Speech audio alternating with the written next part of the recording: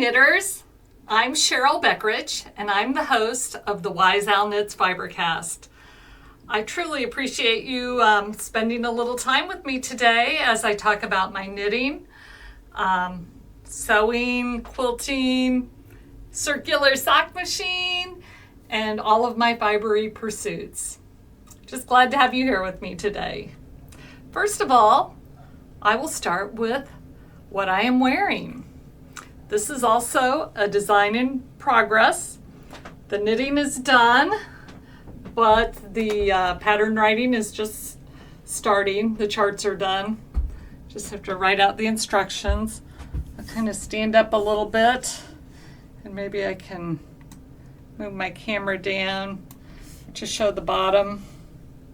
I'll pull it up. So this is the Wildflower Tee, and it is knit top down. It's got an I-cord at the top and an I-cord at the bottom, and color work in between. I made this with Knitty McPurley Frankfurt fingering in just the rainbow, though barrel is missing out of this. I got 2 sets of these, and I used 1 skein of Fontaine, 1 skein of Trinket, 1 skein of Thistle, 2 skeins of Beryl, the blue, and 1 skein of Meadow. So I didn't use either of the minis of the Meadow. I just used the full skein. I did the smallest size, actually, which would be a size small. I probably will make an extra small too. This is a 34-inch bust. I'm so busty. And I right now have, I think, 6 or 7 sizes. I might add one more, one smaller one, so it would be good for teens. So, fun colorwork sweater, comes just down to my hip bones, and it's pretty, it is wool of course, but it's very suitable for wearing in the spring and the summer. It's about 80 here today, and it is just fine. Though I will say I am the person who is cold a lot. Definitely if I'm inside. You might see me put my jacket on later because the air conditioning is going in here, and I'm the one who gets cold. My husband, I can't even make him a sweater because he's always on the warm side. So that is what I'm wearing, and what I am currently designing. I'm also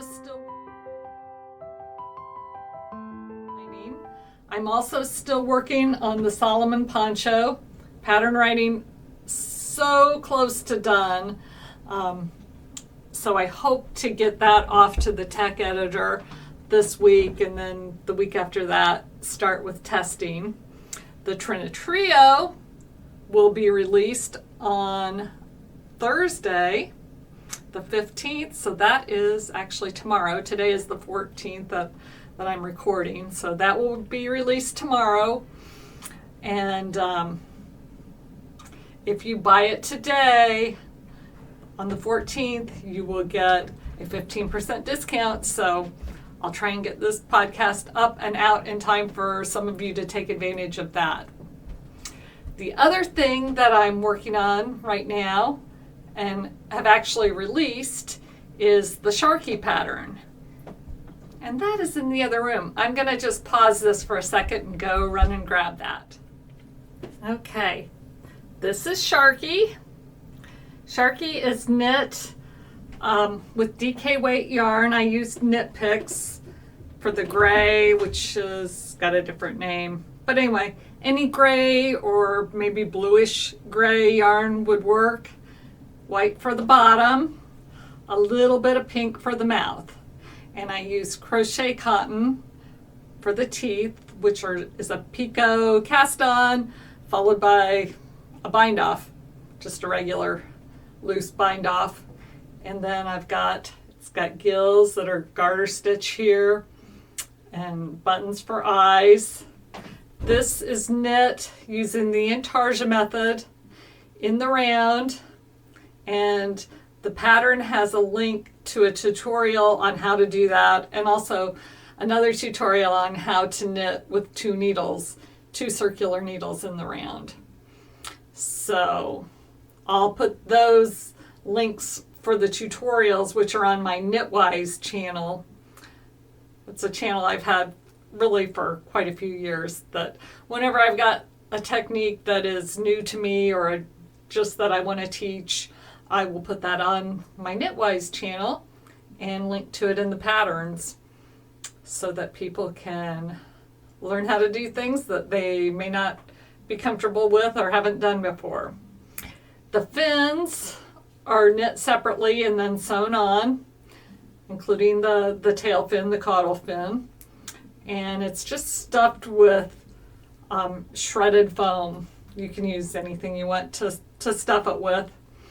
And sewn together at the back of the mouth, actually. So I stuffed the fins before I sewed them on, because you can't access these through the body of the shark. So they're all done separately. Sharky, just in time for Shark Week. And I did this pattern. I made this pattern because of the politically incorrect knitters Shark Week challenge. And for that challenge, I put as much of the rules that I know of in the show notes. But basically, you have to let them know what you're planning on making, and you have to make it during Shark Week. If you're not finished by the end of Shark Week, you have to rip it out. This is something that is really doable in a week for many people. Maybe not for everybody, but for many people. And you'll get extra bonus points because you're knitting a shark-related pattern. If you also watch a shark show, watch part of Shark Week and take a picture of that when you take a picture of your item that you're working on, you get points for that too. You also get stickers for a lot of different yarn-related companies, designers, podcasters, and everybody gets those as long as you let them know what you're going to make. So you get a stack of fun stickers, and hopefully you win some more prizes besides that. So anyway, this is Sharky for Shark Week, which begins, I believe, July 11th. So we're about a month away. Get your Sharky pattern. It's available at wiseowlknits.com. Okay. That is what I'm wearing and what I'm working on right now. I'm going to have to start a couple of new design projects because these are all about finished. So I have another colorwork sweater that I'm thinking of, and I also have a shawl that I'd like to make and design and write. So hopefully we'll get on to some new things soon.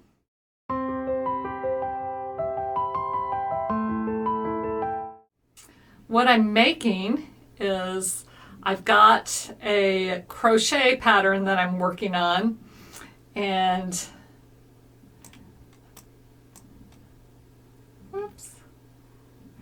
it's the building blocks pattern. I thought I had it in my notes, but I don't. I've been working on that at work, and I'm using some Lion Brand mandala for that. I'm going to insert a picture of that right here. And that's worked corner to corner. And I am making that for Birthline, which is the Catholic charity that helps moms in need in Indianapolis. So I keep that at my desk, and when I have a minute or I'm waiting for the computer or just need to take a break for a bit, then I'll do a few blocks on that, and it will be it's moving towards the second half right now, so I've made it as wide as I'm going to, and I need to make it a couple of rows longer, and then from that point on I'll start decreasing. I've been increasing up to this point. Now I'm increasing on one end and not increasing on the other. So not getting quite as long of rows as I was adding before. So that is my my baby blanket that I'm making out of Lion Brand mandala. Also, I told you last week that I got my circular knitting machine, and I watched so many videos this week just trying to figure out how to do it, how to keep from getting tangles, and I was able to crank out a tube and not get any tangles. My next step on that is to figure out, or to try, I know in theory how to do the heels and the toes, but I haven't tried it yet. So I'm going to try that this week, and hopefully next week I can show you a sock that I make. I'm going to insert a video of me cranking on the machine and just keeping my finger. I think I have my circular sock machine working smoothly, or at least a little bit here. I shouldn't talk about it because it's probably going to jinx it. I've had so many tremendous tangles. Things are going smoothly right now, though.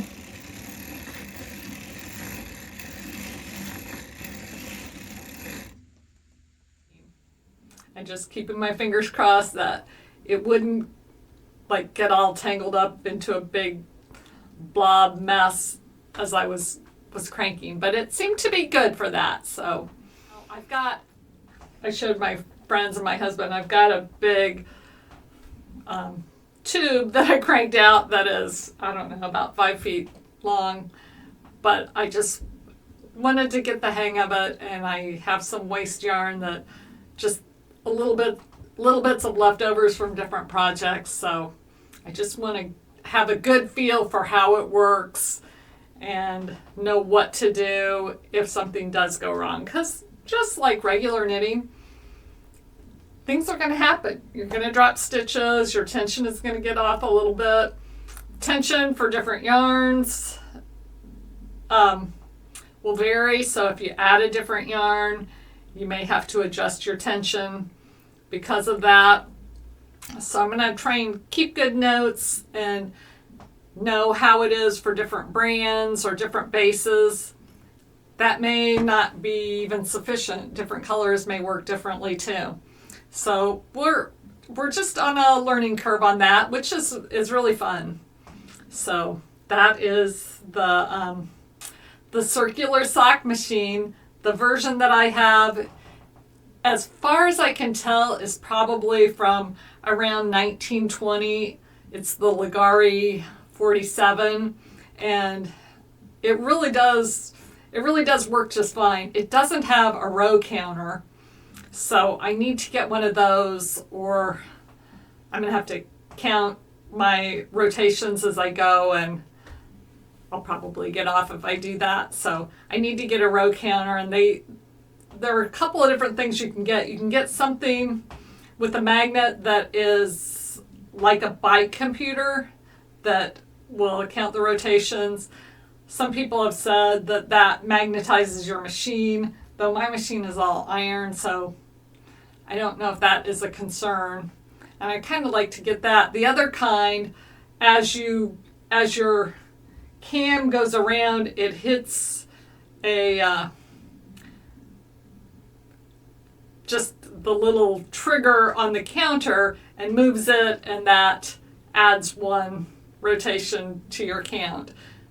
And that makes a little noise, which I don't, that probably doesn't really bother me, but I just don't like the idea of it hitting. That may be the best solution. I think that's the more common way to do it. So we'll just see how that goes. Again, a learning curve. The magnetic ones and the mechanical ones, neither one are super expensive. So I may try the magnetic first because that seems like the better way to go to me. But if that doesn't work, then I might have to go to a mechanical. version of the counter, but I do think I want a counter. My husband is already putting in, he doesn't wear sweaters, but he definitely wants some socks. So hopefully I can get those dialed in and get them to fit him, and be cranking out some socks. I'm also working on, really thinking about working on the quilt for my son and future daughter-in-law. And I've got all the fabric and I'm ready to start cutting. So I said last week that I planned to start cutting on that, and I didn't do it. My eyes are bigger than my stomach, but this is the swerve pattern. So that is the quilt that I'm making for them. And it's all 2.5-inch strips, and should be fairly easy to cut out. And once it's cut out, I don't think the sewing is going to take that long. And I need to get going on that because they are getting married in September, and I know things are going to get busy and time will slip away from me. So I need to get beyond the thinking stage on the quilt. I probably will not quilt that myself. I'll get the top made and take the backing and the batting down to my friend on the south side and have her put it in her machine, which is all computerized. And actually she got a second long arm machine recently, the last time I was down there. So I'm looking forward to going into her basement and seeing her equipment. It's pretty amazing. The lady that does the quilting was a teacher for a long time and was a quilter, and bought a long arm machine, and ended up just doing quilting for other people and herself full time. And she stopped teaching, and now she's bought a second machine, and they basically run 24/7. So I don't know what that does to her electricity bill, if that's a consideration, but I'm sure that's got to weigh into it a little bit. But she's got hundreds of little samples of different quilting designs, and some are very intricate and others are just very basic. I did one with a red, white, and blue motif, and it's all American flags. I'm going to stop this for just a second. I'm going to go grab that and show you, because she suggested putting stars on that. Where is my cursor? There it is. I'll be right back. As I'm walking in there to get that, I think I did show this on a previous podcast, but you can see on the blue, you can't see it so much on the red and white stripes, but you can see on the blue that the quilting pattern has stars on it along with the squiggly lines, and I just thought that was really appropriate for this quilt. So no matter what you have, it seems that she's got a stitch pattern that just really complements it. And I kind of like the idea of hand quilting things, but I'm not a very good hand sewer, and I love the look of these, and I don't mind it being sewn on a machine and programmed in, because I think it looks great, and have been happy with the results on all of them that I've taken to her. So I'll probably continue to do that most of the time. So that is what I'm making right now.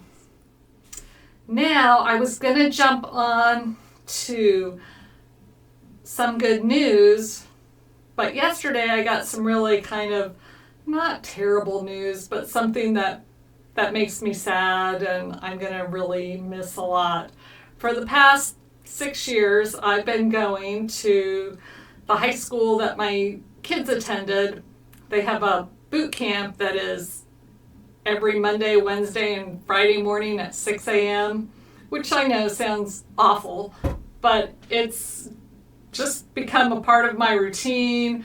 My friends go. I know that if I blow it off, I'm going to get a text from them saying, hey, where were you? Did you forget to set your alarm? Are you just being bummed today, or what is going on? Well, the teacher that runs the boot camp, and it's not the kind of boot camp where they yell at you, but we've got different exercises that we do, and we've got a series of 5 sets of exercises, and each set might be 2 or 3 different exercises. And we do them in 5-minute intervals, and we have like 30 seconds in between and move on to the next. And it's just nice cross-training, weight training, calisthenics, and I just really, really like going. It keeps me feeling good and keeps me strong. And I know I'm super unlikely to do it on my own. I've got stuff here. I could do it on my own, but it just is not nearly as likely to happen as if I'm with this group of people and we all know each other, and we may not talk a lot, but you notice when somebody's gone. So the teacher that runs it got a new job, which is really great for him, but our whole group is really, really sad. We just found out by an email last night, and then we all went this morning, and everybody was just like, oh, I'm so bummed that we're going to end boot camp, and maybe the new teacher will take it over, but they haven't hired anybody yet, so who knows if that's going to happen or not. Hopefully it will happen, but we can continue to go there. But otherwise, I'm going to have to find a new gym. And this was so non-gym. I mean, it was in the weight room at the school.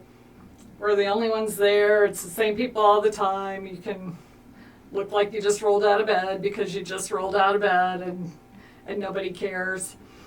So I'm just kind of bummed that little chapter may be ending. Hopefully it won't be. But, I know I'll find something else to do, but it's been a nice time, and I just hate to see it go. So that's my not so great news. My some good news.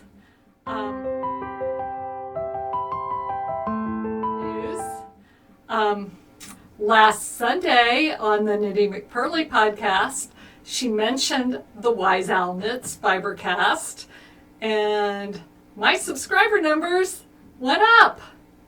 So thank you, Devin. That was so sweet of you.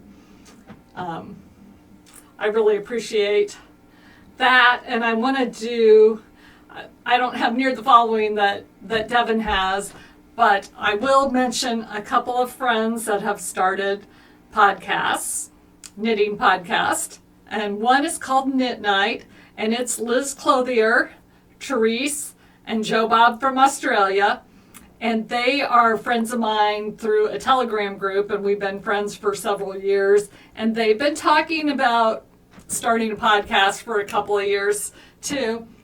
One is in Pennsylvania, one is in Las Vegas, one is in Australia. So as you can imagine, the time difference between the three of them presents a bit of a challenge. Jo from Australia doesn't have internet at her house. She lives out in the countryside. She doesn't have TV, so she has to drive into town to be connected to the internet. So not only is she a day off, she is challenged on her internet situation too. So give them a listen. They're hilarious. They're very funny. It's just like hanging out with some friends, and you get to hear Jo's accent all the time. You get to see Liz's designs. She's a designer, and Therese is hilarious too. Therese and Jo, they battle on their NFL teams. So it's a fun little podcast to watch. I think they've done 3 episodes so far, but give them a watch. Again, the name of that podcast is Knit Night. And then another friend from the same group, Tara, started a podcast, and hers, Tara used to live in Texas in a big city and then moved up to Arkansas near the Ozarks. and lives out in the countryside, and that they're starting to do a bit of farming, ranching, growing food, getting animals. They've got chickens. I think they have turkey now too, and a couple of new dogs. Tara's a fantastic knitter also, and the name of this podcast is Yarn, Chicken, and it looks like shit, but it's SH, the number 1T, SH1T. I think she wanted to use the other word, but YouTube didn't really like it. So she talks about her life in rural Arkansas and her knitting and her animals, a little bit about her family and her farming. So really interesting. Oh, she's an Orthodox Christian, and she talks about that. She was formerly Catholic and is fairly new to the Orthodox faith or denomination. So it's been kind of fun and interesting to learn about that through her eyes. She's just a super smart person anyway.